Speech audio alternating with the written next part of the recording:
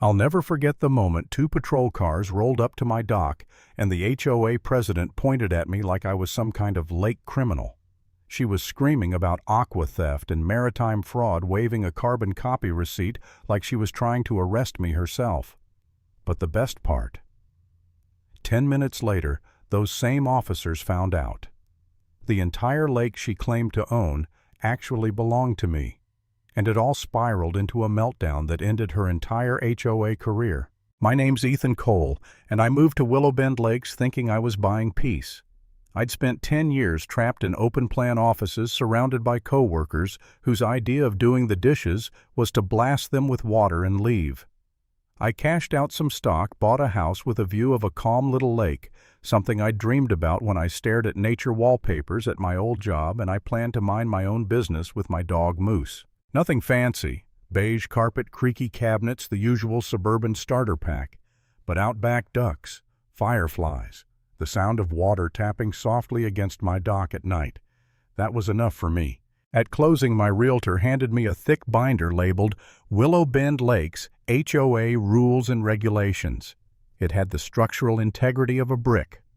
"Don't stress," she said. "As long as you don't paint your house neon or start a goat farm, you'll be fine." Famous last words. About a week later, the doorbell rang. Standing on my porch was a woman dressed like she was auditioning for a nautical-themed reality show. White linen blouse, big pearl earrings, a necklace shaped like an anchor, and a visor that said, "Lake Life Boss." This was Lorraine Bishop, HOA president, self-appointed guardian of all things water.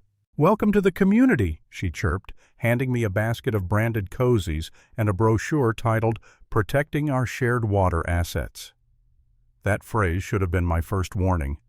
She craned her neck to peek past me into the living room, trying to get a view of the lake. "Such a lovely shoreline," she said with a smile just a little too tight. "We take our lakes very seriously here." I just nodded. "Sure, I saw something about easements." She waved it off. "Legal jargon. The important thing is the HOA manages the lakes, fish docks, everything. For fairness." Sounded harmless enough at the time, if only I knew. The first real red flag came in my mailbox, wrapped in a pastel green envelope covered in clip art fish. Inside was a formal announcement titled, "Exciting New Amenity." The HOA was rolling out a mandatory lake usage fee. Yes, mandatory. For water. There were tiered packages just like a cable subscription. $50. Basic splash shoreline access. Hand fishing, whatever that means, $75. Silver paddle kayaks allowed $100. Golden Wake guests plus priority sunset time slots. Honestly, I thought it was a joke. But attached was an FAQ including, "What if my property line goes to the water?" Answer: the water itself remains under HOA jurisdiction. I actually laughed. Then I folded it, put it on the counter, and told Moose, "We are not paying a water cover charge." The next morning I got an email from Lorraine. "Hi, Ethan. Just checking you haven't picked your tier. As a lakeside owner, you must enroll. I saw your little dock so cute I've penciled you in for the Golden Wake package." I replied politely, "Not opting in. I'll use my property as allowed. Thanks." She fired back in 5 minutes. "It's not optional. The HOA has full authority over water access." That's when the harassment started. Courtesy notices taped to my door. Observed lakeside activity without visible wristband. Unauthorized sunrise coffee on dock. Dog within 5 feet of shoreline without lake pet pass. Yes, apparently my dog needed a lake pass. Then one morning, I noticed 2 strangers patrolling behind the lakeside homes. They wore blue polos embroidered with Willow Bend Water Rangers. I wish I were kidding and carried binoculars and clipboards. One crouched in the grass to photograph my dock like it was evidence at a crime scene. A week later, Lorraine mailed me a bright orange wristband with a note.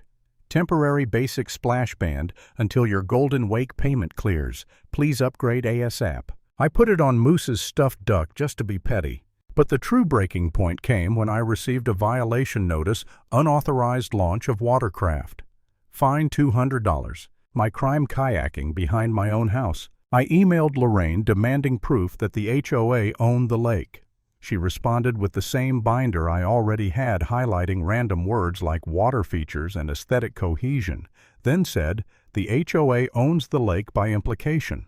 That's how HOA regulation works." No, it does not. At this point, I was still second-guessing myself. Maybe I was missing something. Maybe closings were complicated and Lorraine somehow knew something I didn't. I started feeling that familiar pit in the stomach, the one where you think, what if I actually am the problem? One night, sitting on my dock trying to clear my head, I almost thought about just paying the stupid fee. The HOA was relentless, and I hated conflict. I moved here to escape stress, not add more of it. But something about Lorraine's smug confidence bothered me.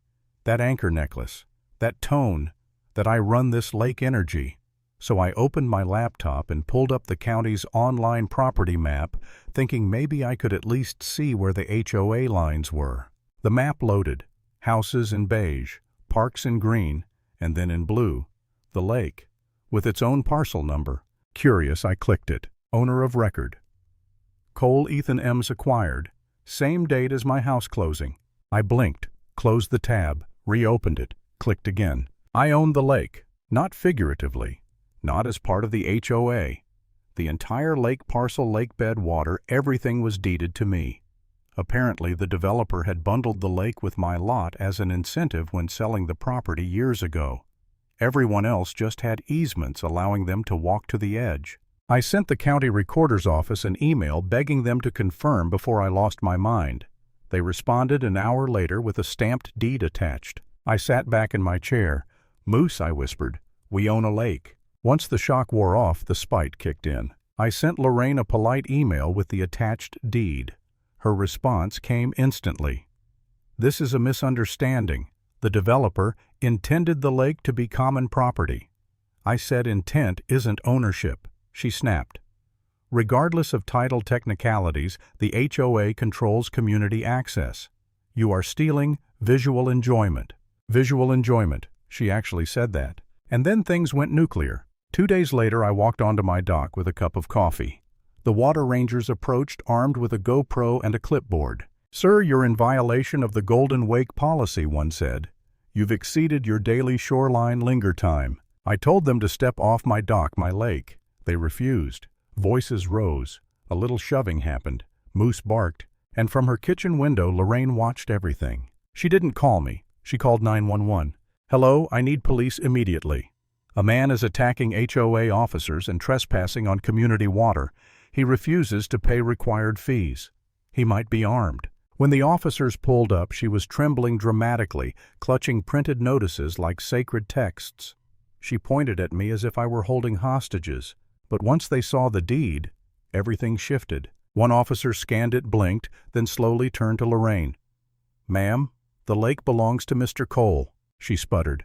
"We own the aesthetics." "That is not a legal term," he replied. I didn't want to escalate anything, but the officer leaned in and quietly told me, "If you want to pursue this, you should talk to a lawyer." Oh, I already had. I'd emailed a local property attorney, Alicia Tran, the second I realized I owned the lake. When I sent her the officer's report, she practically hummed with glee.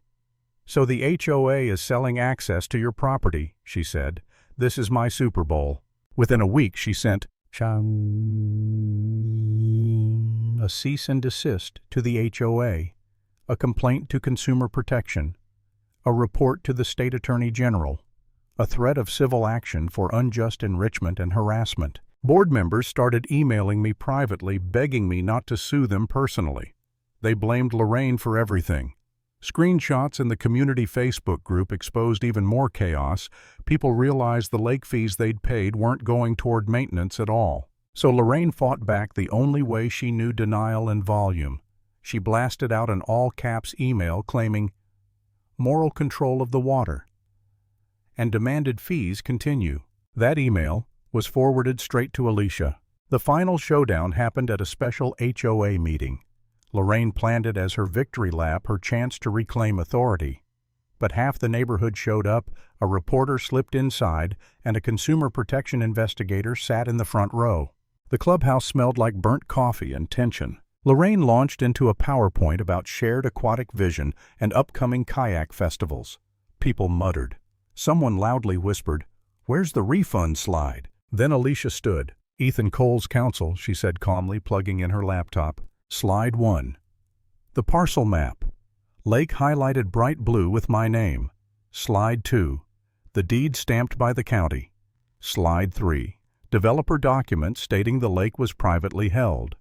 Slide 4. Lorraine's wristbands lake usage tiers, projected revenue of $45,000 per year.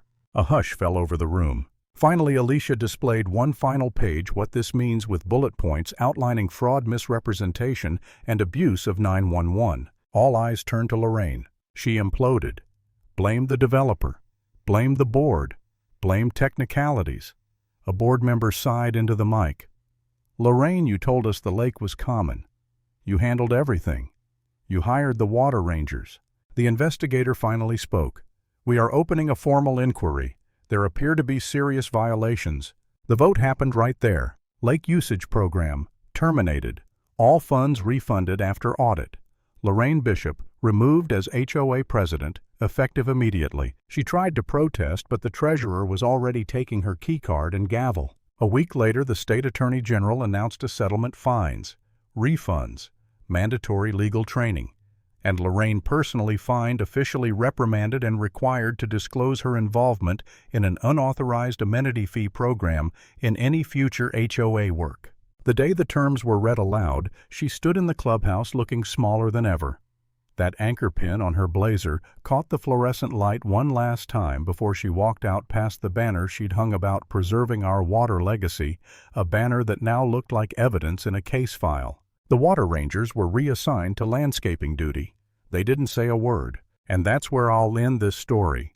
No celebration, no champagne, just the quiet understanding that sometimes the people who scream the loudest about power are the ones who deserve it the least.